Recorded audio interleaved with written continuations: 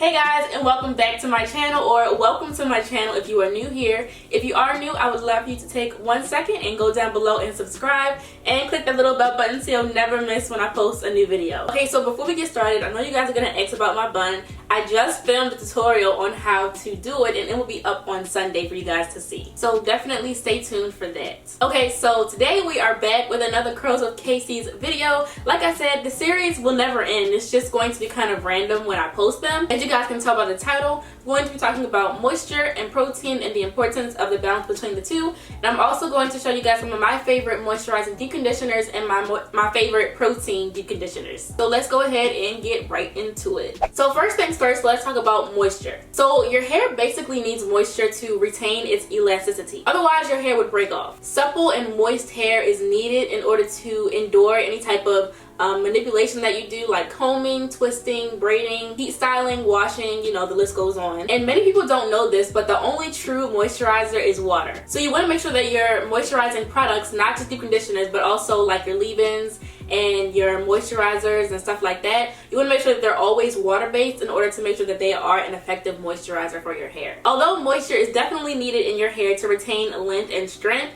it is definitely possible to have too much moisture in your hair, which in turn will lead to breakage. And this is called moisture overload. You can basically get moisture overload by deep conditioning too often throughout the week, or moisturizing your hair too often throughout the week, or when you do moisturize your hair, maybe you're putting too much moisturizer at a time, or even hydro fatigue, which is basically like when you go swimming or you're in the water for a long period of time and your hair is just absorbing way too much moisture at one time. When the hair absorbs too much moisture, it can cause it to swell up and crack. And that leads to split ends, breakage, and just nasty, not strong hair at all. When the hair is exposed to too much water, it can also degrade your hair's cuticle structure. Like for example, both our nails and our hair are made of the same protein called keratin. You know when you like go to the beach or to the pool and your hands are wet for a long period of time and your nails start feeling very weak and kind of like flimsy? The same exact thing can happen to your hair. Prime example of how too much of something good can be a bad thing. So there are a couple ways that you can tell if you have moisture overload. Your hair will feel very soft and just very weak. Your hair may be able to stretch like excessively and it will feel very like gummy and mushy and just nasty. Luckily though, moisture overload is very easy to fix with like one protein treatment. Depending on the severity of the moisture overload that you have, you may have to do a stronger protein treatment than someone else. However, you always want to start off with a lighter protein treatment and then work your way up if you feel like you need more. Now, you don't only have to do protein treatments to fix a problem in your hair either. You can also do protein treatments to prevent having, you know, these problems in the future, because like I said, it is very important to have a balance between protein and moisture in your hair. It varies from hair type to hair type, and it also varies depending on the state that your hair is in. But for me personally, my hair is pretty healthy for the most part. I don't use heat often. I don't have colored hair right now, and I pretty much take decent care of it. So I will only do a protein treatment about once or twice a month. If you've seen my Aphogee strengthening treatment video that I just did a few weeks ago, then you know that one of my favorite strengthening protein treatments is the Aphogee strengthening 2-step treatment. It has one step where it has like amino acids, and then the next step is a moisturizing balancer. In my opinion, it's more so a preventative type of thing. It really helps to strengthen your hair and prevent it from breaking in the future. If you feel like you need a step up from the strengthening treatment, then you can try the Aphogee 2-step protein treatment, which is a little bit stronger to me.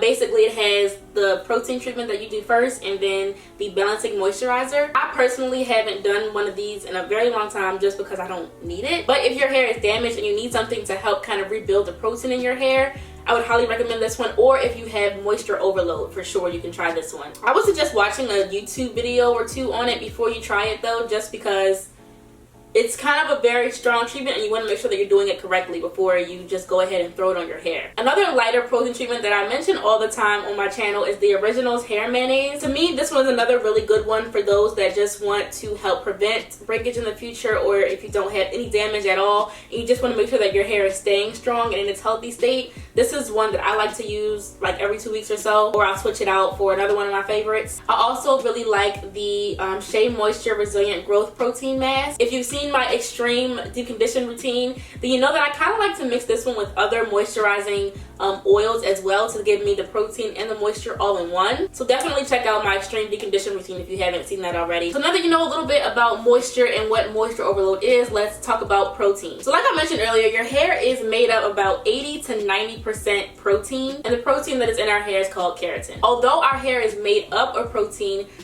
treatments are necessary in order to make sure that you are preventing any damage in the future or making sure that your hair stays structured in a healthy way. Our hair loses strength from styling, chemical processes, and manipulation, and a lot of this loss is endured by the external part of our hair, which is called the cuticle. The cuticle structure around your hair basically helps to protect it. So if it's not strong and if it's not, you know, in its best state, then it won't help to protect your hair. The healthier your hair cuticle is, the more retention it will have and the more resilient your hair will be from styling and heat and all that stuff. So basically, when you do a protein treatment, the protein kind of helps to reinforce strength into the hair. It fills any like empty holes or gaps that you may have in your cuticle. So the proteins that are in these protein treatments are called hydrolyzed protein. Hydrolyzed protein is protein that's kind of been broken down in order to stick to the hair better. So when you're looking for protein treatments, you want to make sure that hydrolyzed protein is one of the main ingredients because those will better adhere to and strengthen your hair. So to be honest, the homemade DIY protein treatments are not as effective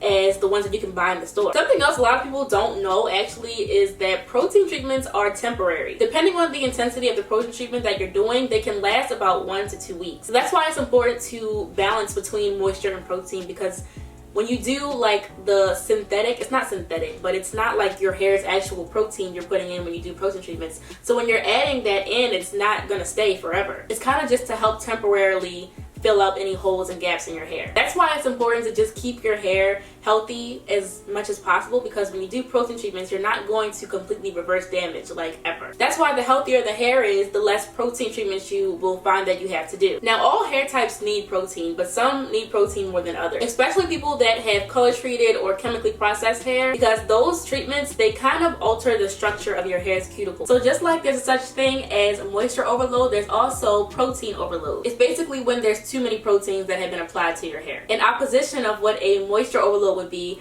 protein overloads will make your hair very stiff and very dry and just like cracking very easily. Now, even though protein overloads are definitely reversible by doing moisturizing deep conditioners, it takes a little bit longer to reverse a protein overload than it does to reverse a moisture overload. Whenever you do an intense protein treatment, you definitely want to make sure that you're following up with a moisturizing conditioner afterwards, like always. That's why the Aphogee one has like a mandatory step 2, because you have to immediately balance the hair back out. Now, when it comes to balancing moisture and protein in your hair regimen, it definitely depends on you, your hair, your lifestyle, and you know, the state that your hair is in currently. Like I said, for me personally, I only do protein treatments once or twice a month. That's because my hair is in a decent state, and you know, you kind of have to listen to and feel for any type of changes you may see in your hair in order to really determine how often you should protein and how often you should moisturize. Generally speaking though, since protein is made up of about 80 to 90% of your hair, it's a good general rule to use protein in about 10 to 20%